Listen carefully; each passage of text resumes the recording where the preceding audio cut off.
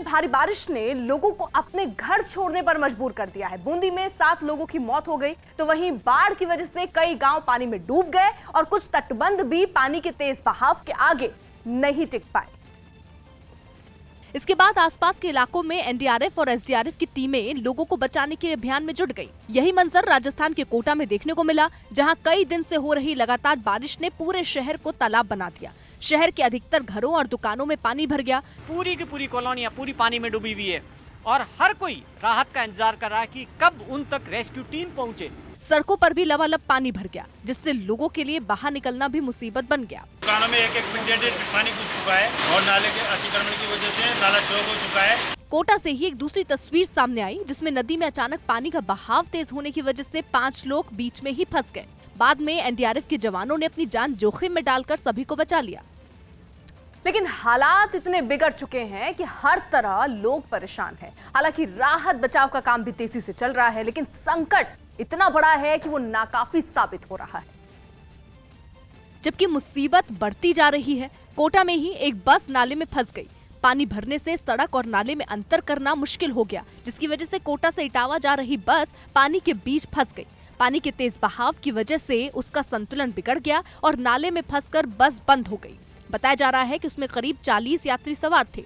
प्रशासन ने आनन फानन में खुदाई करने वाली मशीन लाकर बस को बाहर निकालना शुरू किया और यात्रियों को रस्सियों के सहारे पानी से बाहर निकाला। तो वहीं बूंदी में नगर पालिका की दीवार टूटकर गिरने से बड़ा हादसा हो गया।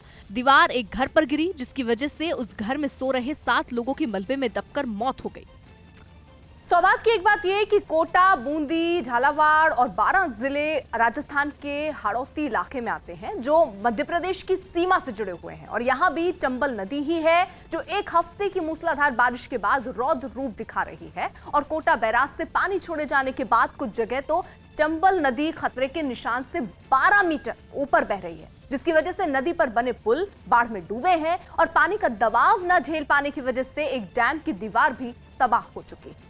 निजी कंपनियों को लुभाने के लिए रेल मंत्रालय अपने नियमों में बड़े बदलाव कर सकता है, क्योंकि कड़ी शर्तों की वजह से ट्रेनों को चलाने और स्टेशंस का कायाकल्प करने में ये कंपनियां ज्यादा दिलचस्पी नहीं दिखा रही हैं। न्यूज़ 18 के चंदन जजवाड़े की रिपोर्ट है कि आने वाले दिनों में रेलवे करीब 200 नए वंदे भारत एक्सप्रेस ट्रेन तैयार करने जा रहा है, जिसे निजी कंपनियों के साथ मिलकर चलाया जा सकता है। रेलवे की मौजूदा शर्तों में निजी कंपनियों को यह काम 35 साल के लिए दिया जाना है, लेकिन उनको लुभाने के लिए यह सीमा 10 साल की जा सकती है। यही नहीं, 50 बड़े स्टेशंस का कायाकल्प करने की शर्तों में भी ढील दी जा सकती है। अभी जो नियम है उसके मुताबिक स्टेशन और रेलवे की जमीन पर क्या होना चाहिए ये वो तय करेगा, लेकिन अब यह अधिकार निजी कंपनियों को मिल सकता है।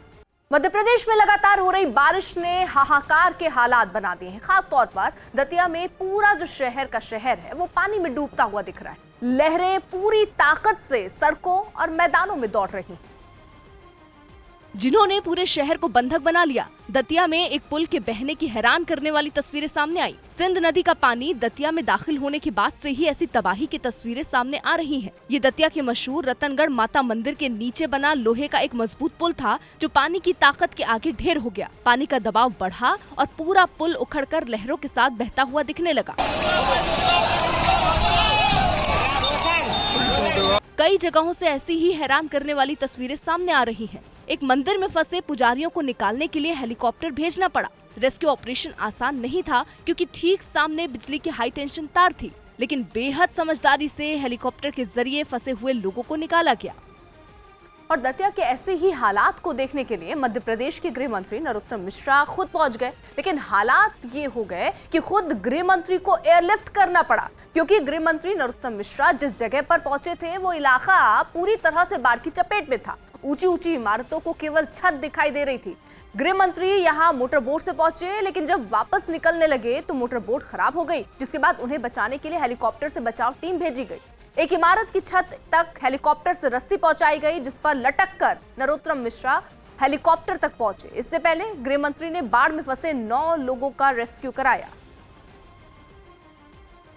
सौगात की एक बात यह कि मध्य प्रदेश का दतिया जिला भी ग्वालियर चंबल इलाके में आता है, जहां एक हफ्ते से भारी बारिश की वजह से सिंध नदी उफान पर थी और एक दिन पहले दतिया में इसी नदी पर बने एक डैम के सभी गेट खोलने पड़े, जिसका पानी भी पूरी रफ्तार से सिंध नदी में आया तो नदी की धार में 2 पुल बह गए, जबकि 3 दर्जन से ज्यादा गांव भी पानी में डूब गए। यहाँ राहत और बचाव के लिए एनडीआरएफ की सेना और टुकड़ी वहां पर तैनात करनी पड़ी।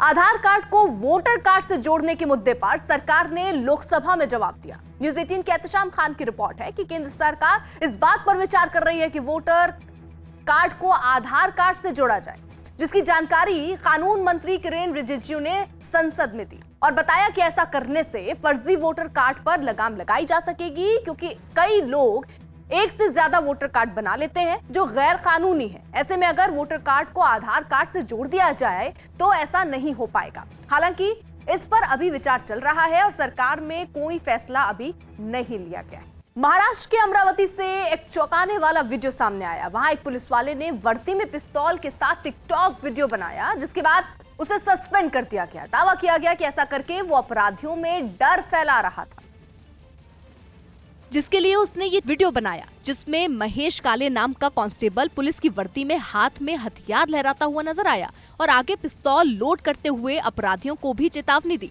असल में वो ही उनकी मुसीबत की वजह बन गई। बाहेर ठेवताना दादागिरी आणि भाईगिरी 10 किलोमीटर लांबच ठेवून यायचा भाऊ। अमरावतीमध्ये जो कायद्यात राहणार तोच फायद्यात राहणार।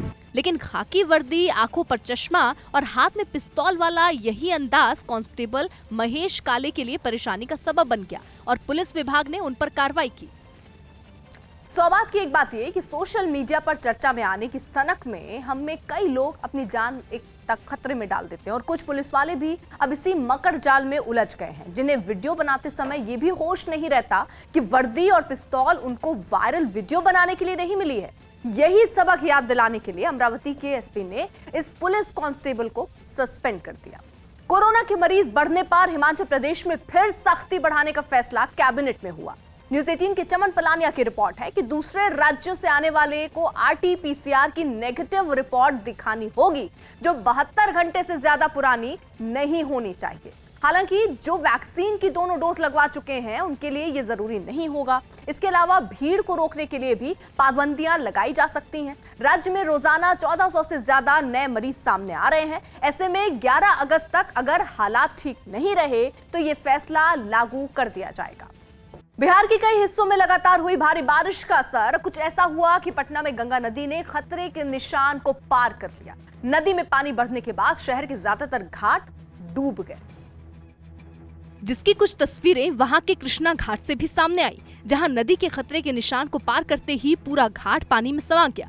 नदी में पानी का बहाव तेज दिखा। घाट के फर्श पर लगाए गए पत्थर पानी में कहीं गुम दिखे। वहां लगी रेलिंग भी पानी में डूबी नजर आई। तस्वीरों में भी आप साफ तौर पर देख सकते हैं, यह घाट पूरी तरीके से डूब गया है। नदी में पानी बढ़ने के बाद प्रशासन ने लोगों को वहां से दूरी बनाने की अपील की और जो लोग वहां मौजूद दिखे उन्होंने इस बात का ध्यान रखा कि हर कदम बढ़ाने के साथ सतर्क रहना कितना जरूरी है। घाट पर मौजूद एक आदमी हाथ में दोनों चप्पलों को उठाकर धीरे धीरे आगे बढ़ता दिखाई दिया। सौभाग्य की एक बात यह कि पटना में गंगा नदी खतरे के निशान से करीब आधा मीटर ऊपर बह रही है, जिसकी वजह से गंगा किनारे बसे गांवों और मोहल्लों के लोगों को बेघर होना पड़ा और अब वहां पुनपुन, धोवा, भुतही और कटौतिया जैसी छोटी नदियां भी हाहाकार मचाती दिख रही हैं, जिनकी बाढ़ में 3 दर्जन गांवों पर संकट गहरा गया है। चीन के बाद पाकिस्तान अब तुर्की से हथियारों की खरीद फरोख्त में जुटा हुआ है। न्यूज़ 18 के संदीप बोल की रिपोर्ट है कि भारत से बार बार मुंह की खाने के बाद पाकिस्तान ने अब ड्रोन की ताकत बढ़ाने की साजिश रची। खुफिया रिपोर्ट के मुताबिक पाकिस्तान तुर्की से कामाकाजी ड्रोन खरीदने की तैयारी में है, जिसे सुसाइड ड्रोन भी कहा जाता है। तुर्की के इस ड्रोन की रेंज 10 किलोमीटर तक है और एक बार में ये 6 रॉकेट अपने साथ ले जा सकता है। यही नहीं, एक ठिकाने पर बैठकर रिमोट के जरिए एक साथ 10 ड्रोन को ऑपरेट किया जा सकता है। खबर तो यह भी है कि पाकिस्तानी सेना और चीन की कंपनी मिलकर WS-43, CH-901 और ZT-39V जैसे ड्रोन को मिलकर बनाने की तैयारी में भी है, जबकि रूस से भी वो ऐसे ही ड्रोन लेने जा रहा है, जिसके लिए सेना के 1 दर्जन से ज्यादा अधिकारियों को मुजफ्फराबाद में ट्रेनिंग दी गई है। पाकिस्तान ने सीमा के बेहद करीब अपनी पुरानी पड़ चुकी हवाई पट्टी को भी ड्रोन उड़ाने के लिए दुरुस्त करवाना शुरू किया है। ऐसे में ये माना जा रहा है कि ड्रोन के जरिए उसका भारत में गड़बड़ करने का मंसूबा है, क्योंकि हाल के दिनों में उस ओर से लगातार कई बार ड्रोन भेजे गए जिसे भारतीय जाबाजों ने ढेर कर दिया। अयोध्या में 2023 से श्रद्धालु रामलला के दर्शन कर सकते हैं। न्यूज़ 18 के अमिताभ सिन्हा की रिपोर्ट है कि 2023 के अंत तक मंदिर बनकर तैयार हो या ना हो, लेकिन गर्भगृह तैयार हो जाएगा, जिसके बाद वहां रामलला विराजमान हो जाएंगे और उनके दर्शन के लिए श्रद्धालुओं को इजाजत मिल जाएगी। माना जा रहा है कि 2025 तक भव्य राम मंदिर बन जाएगा, जिस पर करीब 1000 करोड़ रुपए खर्च होने का अनुमान है। यह भी बताया गया कि राम मंदिर परिसर में म्यूजियम, रिसर्च सेंटर और गेस्ट हाउस समेत कई सुविधाएं होंगी। कोशिश ये भी है कि मंदिर को इस तरह तैयार किया जाए कि रामनवमी के दिन सूरज की रोशनी रामलला पर सीधी पड़े। बॉर्डर रोड ऑर्गेनाइजेशन ने दुनिया की सबसे ऊंची सड़क बनाने का कमाल किया है। न्यूज़ 18 के संदीप बोल की रिपोर्ट है कि पूर्वी लद्दाख में बनाई जा रही ये सड़क अब बनकर तैयार हो गई है, जो समुद्र स्तर से 19,300 फीट की ऊंचाई पर है। इससे पहले दुनिया में सबसे ज्यादा ऊंचाई पर सड़क बनाने का रिकॉर्ड बोलीविया के नाम था, जहां 18,953 फीट की ऊंचाई पर रोड बनाई गई थी। पूर्वी लद्दाख में बनाई गई ये सड़क उमलिंगा दर्रे पर है, जो सामरिक रूप से भी बेहद अहम है। इस सड़क के जरिए अब पूर्वी लद्दाख का चुमार सेक्टर लद्दाख के बाकी अहम शहरों से जुड़ जाएगा। वहीं लेह से डेमचोक पहुंचने के लिए भी एक सीधा वैकल्पिक रास्ता तैयार हो गया है, और यह सड़क ऐसी जगह पर बनाई गई है जहां तापमान सर्दियों में -40 डिग्री तक रहता है, जिसकी वजह से ऑक्सीजन का स्तर बाकी जगहों के मुकाबले तकरीबन आधा ही रहता है।